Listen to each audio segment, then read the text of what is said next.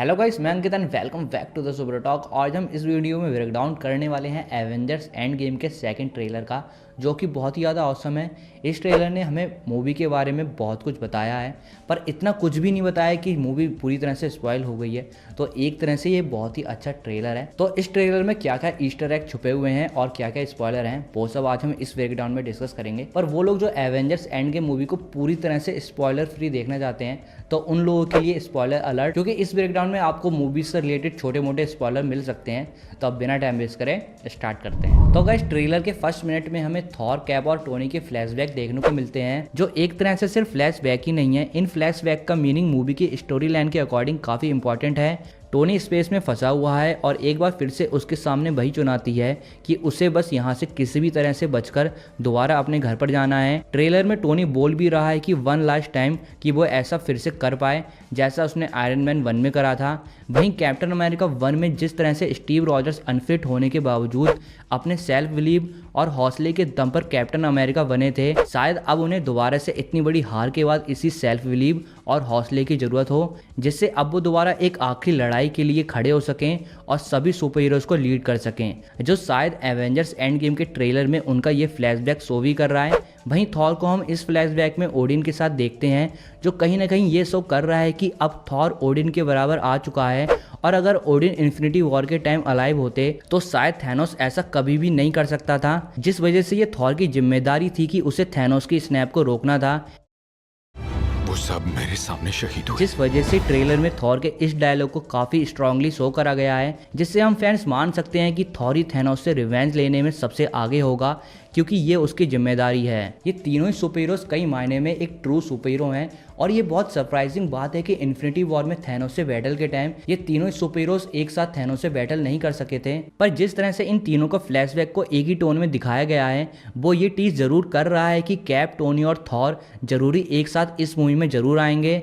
इसके अलावा इस फ्लैशबैक का मीनिंग एक और ये निकलता है कि मूवी में टाइम ट्रैवल और डायमेंशनल ट्रैवल होने की वजह से ये तीनों ही सुपर हीरोज दोबारा से उन मोमेंट्स में जरूर लौट कर आएंगे जो हमें एमसीयू की पिछली मूवीज में देखने को मिले थे। वैसे एवेंजर्स 1 में जो न्यूयॉर्क में बैटल हुआ था, उससे रिलेटेड ही कुछ सीन एवेंजर्स एंड गेम के लिए बहुत पहले शूट हो चुके हैं, जो कहीं ना कहीं ये कंफर्म कर रहा है कि जैसा इस ट्रेलर में फ्लैशबैक दिखाया गया है, वैसे कुछ फ्लैशबैक में बहुत से सुपर हीरोज टाइम ट्रैवल की मदद से दोबारा उसी मोमेंट में देखने को मिले। अब इन्हीं फ्लैशबैक के बीच में हमें पैगी कार्टर का वॉइस ओवर भी सुनने को मिलता है, जिसमें वो कह रही है कि जो हो गया उसको हम पास्ट में जाकर चेंज तो नहीं कर सकते, पर जो हम सबसे अच्छा कर सकते हैं वो ये है कि हम एक नई शुरुआत करें। अब एवेंजर्स एंड गेम मूवी में पैगी कार्टर का वॉइस ओवर पूरी तरह से इस मूवी में टाइम ट्रैवल की पॉसिबिलिटीज को शो कर रहा है। वैसे एवेंजर्स एंड गेम के हिंदी डब ट्रेलर में पैगी की वॉइस को नताशा की वॉइस में सुनाया गया है, जिससे आप समझ सकते हैं कि एवेंजर्स एंड गेम का हिंदी ट्रेलर कितना ज़्यादा मिसलीडिंग है।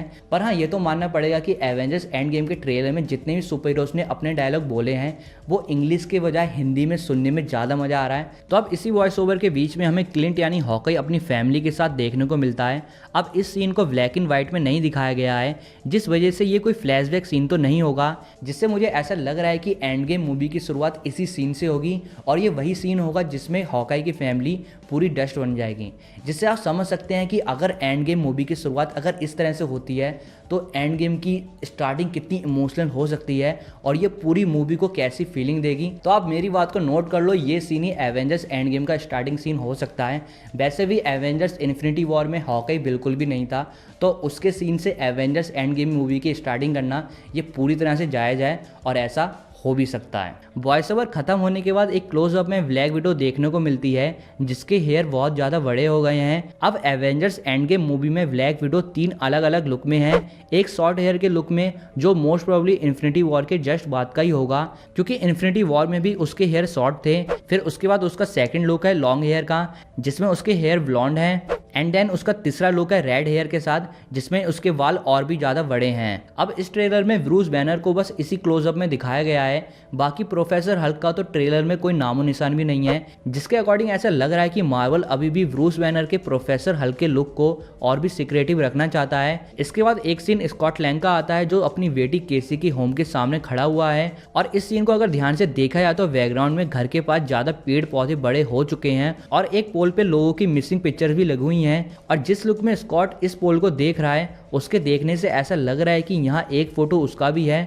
तो ओवरऑल ये पूरा सीन ऐसा टीज कर रहा है कि क्वांटम रियान से बाहर निकलने के बाद स्कॉट सीधे ही अपनी बेटी केसी के घर पर पहुंचेगा जहां उसे ये सब देखने को मिलेगा। यही नहीं, इस सीन के अकॉर्डिंग मूवी में जब उसकी एंट्री होगी तो थैनोस की स्नैप को कम से कम 6 महीने या 1 ईयर जरूर हो चुका होगा। अब आगे के इस सीन में हमें एवेंजर्स का एक न्यू क्यून जेट देखने को मिलता है जो न्यूयॉर्क सिटी के ऊपर फ्लाई कर रहा है। बट ये सीन एवेंजर्स के क्यून जेट का नहीं है, ये सीन है गार्डियंस के सिर्फ वेनेटायर का जो अब सभी एवेंजर्स के काम आएगा, जिससे मोस्ट प्रोबेबली अपना रॉकेट ही चलाएगा। जिस वजह से आगे के एक क्लोजअप सीन में हमें रॉकेट और वॉर मशीन देखने को मिलते हैं जो एक तरह से रॉकेट और बड़े ग्रूट की सीन की मेमोरी को टीज कर रहा है। गार्डियंस 1 में कुछ इस तरह से रॉकेट और ग्रूट की जोड़ी देखने को मिली थी।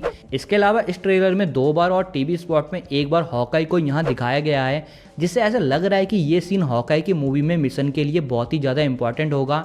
मे बी यहाँ वो कोई स्टोन लेने आया हो या ऐसा भी हो सकता है कि वो अपना कोई अलग मिशन कर रहा हो। इसके बाद छोटे छोटे कुछ क्लोजअप सीन में कैप्टन अमेरिका किसी से बात करते हुए दिखते हैं, हॉकाई एवेंजर्स हेडक्वार्टर में दिखता है, एंटमैन भी एवेंजर्स हेडक्वार्टर में दिखता है। लेकिन एंटमैन के एक्सप्रेशन से ऐसा लग रहा है कि मे बी फर्स्ट टाइम वो कैप्टन मार्वल को वाइनरी फॉर्म में आते हुए देख रहा है। इसके बाद फाइनली एक क्लोजअप आता है थॉर का जिसमें वो स्टॉर्मब्रेकर होल्ड करा हुआ है और उसके चारों तरफ लाइटनिंग पावर है, जिसका मीन ये है कि या तो उसने अभी अभी बाइफ्रोस्ट की हेल्प से कहीं ट्रैवल करा है या अब वो पूरी तरह से स्टॉर्मब्रेकर की पावर को समझ चुका है। अब गाइस इसके बाद एक ही बैकग्राउंड के कुछ सीन हमें ट्रेलर में देखने को मिलते हैं जहां मे बी सभी एवेंजर्स या कुछ सुपर हीरोज थैनोस से बैटल कर रहे हैं। फर्स्ट कैप्टन अपनी शील्ड को कसते हुए फुल बैटल मोड में है और अपनी पूरी जान लगा रहे हैं। देन नेबुला पूरे गुस्से के साथ किसी पर अटैक कर रही है जो 100% थैनोस ही होगा, क्योंकि इतनी ज्यादा नफरत और गुस्से से अटैक वो थैनोस पर ही कर सकती है। इसके साथ ही ऐसा लग रहा है कि यहाँ एंटमैन भी है जो अभी अपनी स्मॉल फॉर्म में कुछ बड़ा करने वाला है।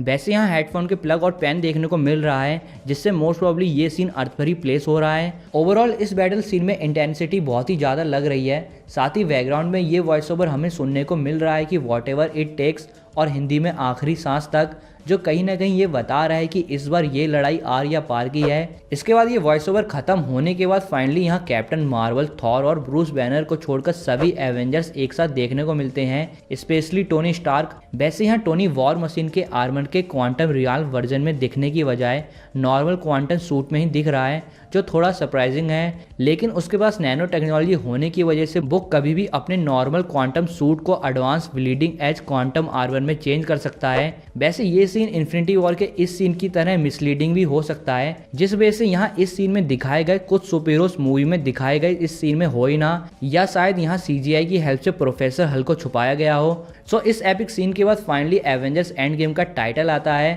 और टाइटल के बाद आता है एक फनी सीन कैप्टन मार्वल और थॉर का, जिसमें थॉर कैप्टन मार्वल को चेक कर रहा है कि उसमें कितना दम है, जो फिलहाल वो मान भी लेता है कि उसमें कितना दम है। लड़की में दम है। ये सीन देखने के बाद बहुत से फैंस कह रहे हैं कि यहाँ थॉर पहली नज़र में कैप्टन मार्वल को दिल दे बैठा। तो अगर ये रियल में सच हुआ तो कैप्टन मार्वल और थॉर एज ए कपल कितने ज़्यादा पावरफुल कपल होंगे। और ज़रा सोचो अगर इनका एक किड हुआ तो उसमें कितनी ज़्यादा सुपर पावर्स होंगी। आपको क्या लगता है कि उसमें क्या क्या सुपर पावर होंगी, ये आप मेरे को कमेंट करके ज़रूर बताना। तो गाइस ये था ओवरऑल एवेंजर्स एंड गेम के सेकंड ट्रेलर का ब्रेकडाउन। आई होप आपको पसंद आया होगा। तो अगर आपको ये ब्रेकडाउन पसंद आया है तो आपको पता है क्या करना है, आप इस वीडियो को लाइक कर सकते हैं, शेयर कर सकते हैं, और अगर अभी तक आपने हमारे चैनल को सब्सक्राइब नहीं करा है तो आप इस सब्सक्राइब बटन को दबाकर हमारे चैनल को सब्सक्राइब कर सकते हैं, जिससे कि आपको एवेंजर्स एंड गेम से रिलेटेड ऐसी वीडियो रेगुलरली मिलते रहें। तो गाइस मैं अंकित मिलता हूँ आपसे नेक्स्ट वीडियो में। Thank you.